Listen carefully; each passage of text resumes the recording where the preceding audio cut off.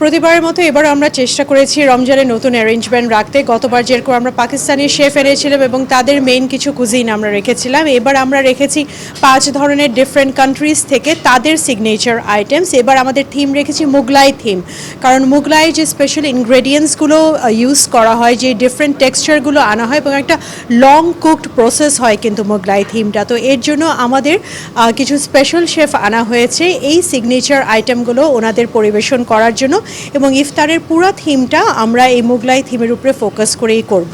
তার সাথে প্রতিবার আমরা হালিম এবং জিলাপি শেফও ওদের স্বপ্ন পূরণে পাশে থাকতে পেরে আমরা গর্বিত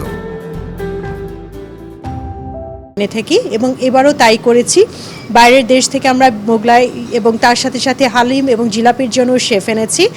নতুনত্ব ওইটাই এনেছি যে গতবার যেরকম আমরা একজন পাকিস্তানি শেফ এবং একজন ইন্ডিয়ান শেফ এনে পুরাটা ডিসপ্লে করেছিলাম, এবার আমরা 5টা কান্ট্রি থেকে 5 ধরনের শেফ এনে ওনাদের সিগনেচার আইটেম দিয়ে ওনাদের মেইন কোর্সগুলো ডিসপ্লে করছি। যে কারণে প্রত্যেকটা যদি কারিতে, প্রত্যেকটা ফুডে যদি ইনগ্রেডিয়েন্টটাই ডিফারেন্ট হয়, ডিফারেন্ট কান্ট্রির হয়, কারণ তারা কিন্তু যখন এসেছে ডিফারেন্ট কান্ট্রির ইনগ্রেডিয়েন্ট নিয়ে এসেছে, ওইটার অথেন্টিসিটি টেস্টটা মেনটেন করাটাই এবার আমাদের মেইন থিম ছিল।